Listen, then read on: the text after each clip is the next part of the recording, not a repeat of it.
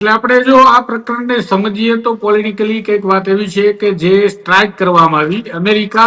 અને ઇઝરાયલ દ્વારા joint operation ચલાવવામાં આવ્યું અને આ જોઈન્ટ ઓપરેશનને અમેરિકાએ જે છે એ નામ આપ્યું હતું એમના તરફથી કે ઓપરેશન એપિક અને ઇઝરાયલે જે નામ આપ્યું હતું એ નામ હતું રોરિંગ લાયન. આ બંને ઓપરેશન જોઈન્ટ ઓપરેશન અમેરિકાની અને ઇઝરાયલની જે કાર્યવાહી હતી એ કાર્યવાહીના ભાગરૂપે થયું અને તેના કારણે જે આયતુલ્લા અલી ખામેની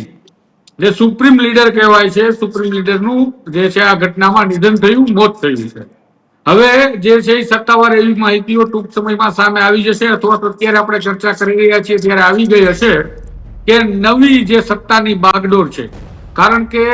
જે ઈરાનની આપણે વાત કરી રહ્યા છીએ ત્યાં સુપ્રીમ પાવર તરીકે જે તમામ જે સત્તાઓ છે એ અલી ખામેનીના હાથમાં હતી, જેમનું નિધન થયું છે. એટલે એમના ઉત્તરાધિકારી કોણ તેની સંશોધનની પ્રક્રિયા શરૂ થઈ ગઈ છે અને આ પ્રક્રિયા માટે મોતજબા ખામેની એમના ઉત્તરાધિકારી બનશે, એમના પુત્ર જે એમની જગ્યા લેશે અને તમામ સત્તાની બાગડોર સંભાળશે. વાત કરીએ કે આ પ્રક્રિયા કેવી રીતે થતી હોય છે, પહેલા એ સમજવું જોઈએ કે આ સુપ્રીમ લીડર હવે દેશનો કોણ. તો એના માટે 83 જેટલા જે ધાર્મિક સંસ્થાનોના વડાઓ છે એ નિર્ણય કરતા હોય છે. કારણ કે ઈરાન આખો ધાર્મિક આધાર પર બનેલો દેશ છે. આ પહેલા ત્યાં જો આપણે વાત કરીએ તો એક 1970ના દશક સુધી મોનાર્કી એટલે કે રાજાશાહી હતી અને ત્યાં કહેવાય કે શાહનો જે વંશજ છે તે રાજા તરીકે મોનાર્કી તરીકે આખા દેશ પર રાજ્ય ચલાવતો હતો. જેમના વિરોધમાં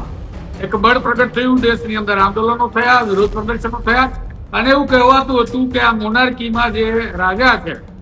એ રાજા પરિવારો જે રાજ કરે છે તે દમન કરે છે અને તેના કારણે આ ખામેની પરિવારની એન્ટ્રી થઈ 79માં. 1979માં જે ખામેની પરિવારની એન્ટ્રી થઈ ત્યારે હવે જે આક્ષેપ છે કે અમેરિકા અને ઇઝરાયલે શું કામ કર્યું, તો 3 વાત છે કે આ દેશની અંદર ન્યુક્લિયર પ્રોગ્રામ બની રહ્યો હતો, ન્યુક્લિયર બોમ્બ બનાવવાની તૈયારીઓ ચાલી રહી હતી જ્યારે કે તે આ કરી શકે નહીં કારણ કે તેઓ સંધિ હેઠળ બંધાયા હતા કે અમે ક્યારે ન્યુક્લિયર પાવર નહીં બનીએ. બીજી વાત છે કે તેઓ પોતાના નાગરિકો સાથે દમન કરે છે અને દમનકારી નીતિઓ રાખે છે અને તેના કારણે પણ ત્યાંના લોકોને જે છે આ મુક્તિ અપાવવા માટે અમેરિકાનું કહેવું છે કે અમે આ મદદ કરી અને પગલું ભર્યું છે